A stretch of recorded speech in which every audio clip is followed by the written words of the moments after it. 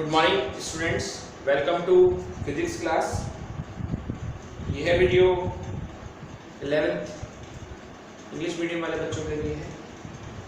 और जैसा कि आपको पता है कि हमने आप लोगों के लिए लास्ट लेक्चर पर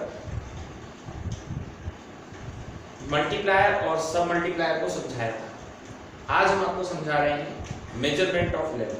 तो आइए देखते हैं।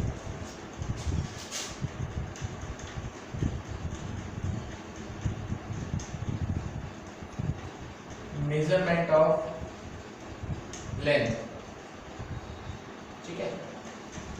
मेजरमेंट ऑफ लेंथ देखिए, एसआई सिस्टम में, सिस्टम इंटरनेशनल में लेंथ को जो मेजर किया जाता है वो मीटर में किया जाता है। In SI system length measure in metre M. पर मैं आपसे पूछना चाहता हूं, जैसे मान लीजिए आपने देखा होगा मीटर स्केल, आपसे मैं कहूं कि मुझे एक लाइन ड्रॉ करनी है 2.4 सेंटीमीटर, तो आप कहेंगे सर बहुत इजी है, स्केल निकालिए 2.4 सेंटीमीटर की लाइन ड्रॉ कीजिए। आपसे मैं कहूं कि 0.1 सेंटीमीटर को मेजर करना है, तो आप कहेंगे बहुत आसान है, स्केल से मेजर हो सकता है।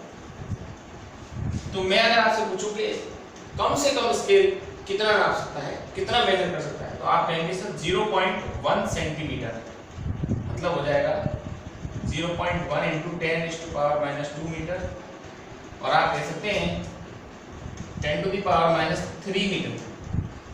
तो स्केल कम से कम 10⁻³ मीटर तक मेजर कर सकता है, कम से कम। और मैक्सिमम से मैक्सिमम स्केल आपने देखा होगा, जो कपड़ा काटने वाले होते हैं उनके पास इतना बड़ा 1 मीटर का स्केल होता है, पता है। उसी तरीके से जो वैसे वाले होते हैं, जो कारपेंटर्स होते हैं, उनके पास मेटल का स्केल होता है। ऐसे जो रोड बनाने वाले होते हैं उनके पास फीते वाला स्केल होता है, लंबा सा कॉर्ड की तरह से।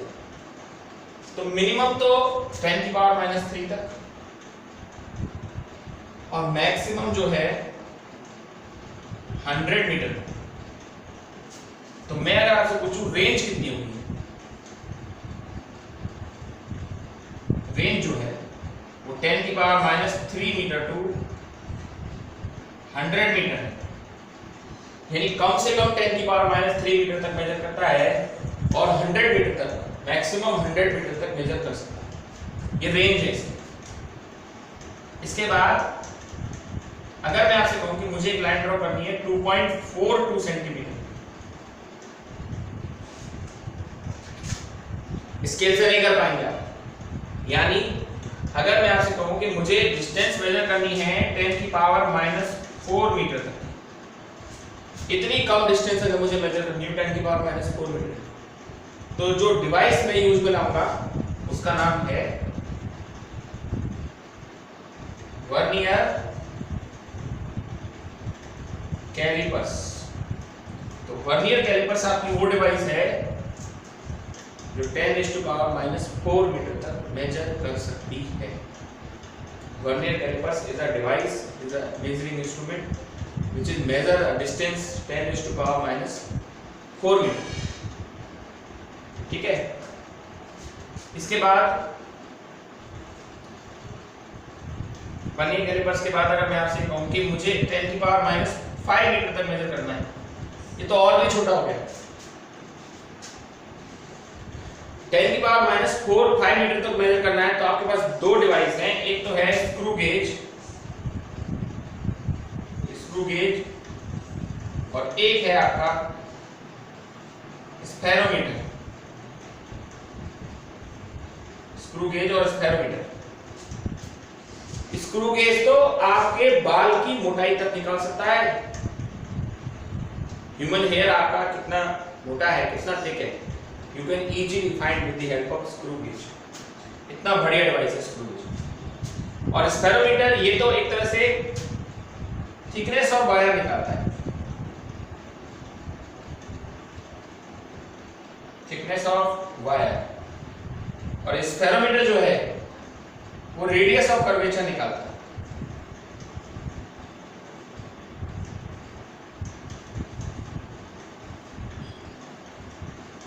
स्फेरोमीटर रेडियस ऑफ कर्वेचर निकालता है, ये थिकनेस ऑफ वायर निकालता है, पर ये 10 की पावर -5 मीटर तक मेजर कर सकते हैं।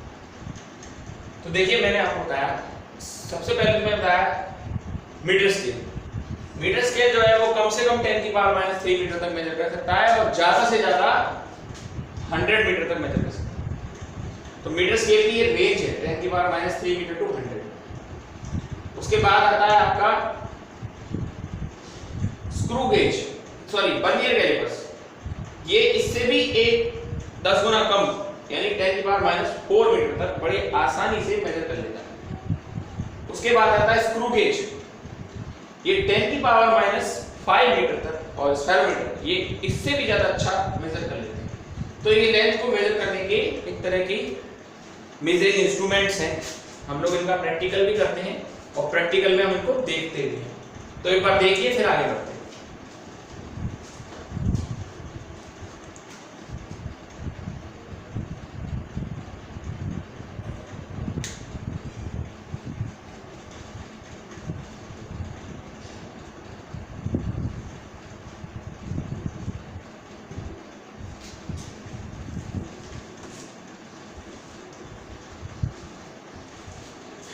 चलिए सर आगे चलते हैं।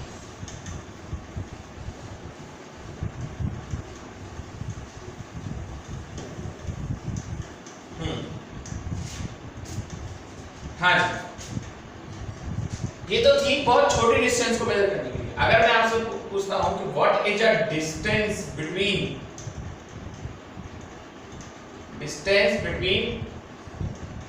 सन एंड अर्थ, बताइए सन और अर्थ के बीच की कितनी डिस्टेंस है? हमारे पास कोई ऐसी डिवाइस नहीं है, कोई ऐसा स्केल नहीं है जो हम सन और अर्थ के बीच की डिस्टेंस निकाल दें। सन और अर्थ की तो बहुत दूर की बात है, आप मून और अर्थ की भी नहीं निकाल सकते। तो ये बहुत लार्ज डिस्टेंस है। लार्ज डिस्टेंस को यानी बहुत ज्यादा लंबी डिस्टेंस को मेजर करने के लिए हम जो एक मेथड यूज में लाते हैं, to measure the large distance we use a method which is known parallax method। पहले हम आपको पैरेलैक्स मेथड सिखाएंगे और फिर हम बताएंगे कि पैरेलैक्स मेथड का यूज क्या क्या है। पहले तो हम आपको पैरेलैक्स मेथड सिखाएंगे। देखिए, parallax method is used to find the large distance, है ना? It is used to find the large distance and also दो काम करता है, एक तो लार्ज डिस्टेंस को फाइंड करता है, दूसरा it is also used to find the diameter of a planet। ये तो लार्ज डिस्टेंस को तो मेजर करता ही करता है, साथ ही साथ प्लेनेट के डायमीटर को भी मेजर करने का ये काम करता है पैरेलैक्स मेथड। पैरेलैक्स मेथड आपको बता दिया गया कि पैरेलैक्स मेथड क्या होता है। पैरेलैक्स मेथड दो काम करेगा, लार्ज डिस्टेंस को भी निकालेगा और किसी प्लेनेट का डायमीटर कितना उसको भी निकालेगा। सबसे पहले मैं मेथड को समझाऊंगा, समझने की कोशिश कीजिएगा और मेरे साथ इसको दोहराइए भी। You can hold a pencil in front of your eye. आप एक पेंसिल लीजिए या पेन लीजिए, उसको अपनी नाक की सीध में से रखिए। You can hold a pencil in front of your eye, है ना? अपनी आंखों के सामने इसको रखे और बिल्कुल सामने ले जाइए, बिल्कुल आईज के सामने, दूर नहीं है, बिल्कुल सामने, ठीक है? You can hold a pencil in front of your eye and see the pencil through your right eye by closing your left eye। बाईं आंख को यानी लेफ्ट आई को बंद करते हुए राइट आई से आप इस पेंसिल को देखिए। Next time close your right eye and see the pencil from your left eye। You will observe that in both positions। इसको 2-3 बार करके देखिए, आपको ये पता चलेगा कि दोनों ही बार कुछ ना कुछ उसकी पोजीशन में चेंज है। पेंसिल है एक पॉइंट पर, एक बार आपने उसको अपनी लेफ्ट आई से देखा है, एक बार आपने उसको राइट आई से देखा है, और दोनों बार आपको पेंसिल की पोजीशन में चेंजिंग फील होगी। तो दोनों बार पेंसिल की पोजीशन से कोई ना कोई एंगल बना है। इस एंगल को ही बेटा हम लोग बोलते हैं पैरेलैक्स। क्या बोलते हैं इस एंगल को? पैरेलैक्स, ठीक है? और ये तो उन दोनों पॉइंट्स के बीच का डिस्टेंस है ही। ठीक है, जो लार्ज डिस्टेंस है उसके बीच में, और जो दोनों पॉइंट हैं जिनसे हमने पैरेलैक्स ऑब्जर्व किया उसे बेसिस कहते हैं, बेसिस। एक बार दोबारा रिपीट करूंगा मेथड, देखिए, you can hold a pencil in front of your eye and see the pencil by closing your right eye. Now you see the pencil by closing your left eye. You will observe that in both position there is a relative displacement between the position of pencil. This angle is known parallax angle or a parallatic angle. इस angle को अपन लोग parallax angle कहते हैं या फिर parallatic angle कहते हैं। And the distance between both points of observation is known basis. दोनों पॉइंट ऑफ ऑब्जर्वेशन के बीच की डिस्टेंस होती है उसको हम बेसिस कहते हैं। And the distance between points and observation point और जो डिस्टेंस है उसका जो है वो कैपिटल डी है, उसको अपन निकालते हैं ना। तो ये डिस्टेंस है, तो आपको मैंने पढ़ाया है theta is equal to arc upon radius D upon B.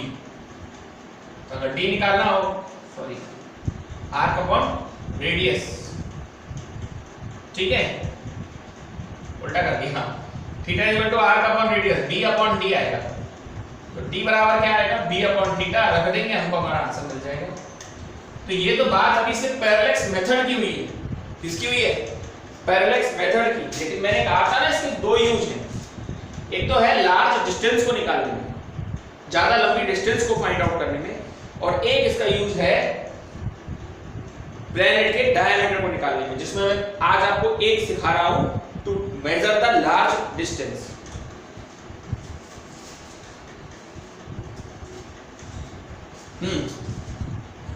देखिए, लार्ज डिस्टेंस जैसे सन है, ठीक है, सन और अर्थ की डिस्टेंस को आपको मेजर करना है। सन और अर्थ के बीच की डिस्टेंस कितनी है, कैपिटल डी है, कुछ ना कुछ तो होगी। तो आपको क्या करना है, सन और अर्थ के बीच की डिस्टेंस कैपिटल डी है। You can see the sun from two different position on earth. Earth पर दो अलग-अलग पोजीशन से, अर्थ पर दो अलग-अलग पोजीशन से सन को देखना है, अर्थ पर दो अलग-अलग पोजीशन से सन को देखना है। तो कुछ ना कुछ वो एंगल बनेगा, उस एंगल का नाम होगा थीटा। जिन दो अलग-अलग पोजीशन से आप सन को देखेंगे वो एंगल बनेगा आपका थीटा।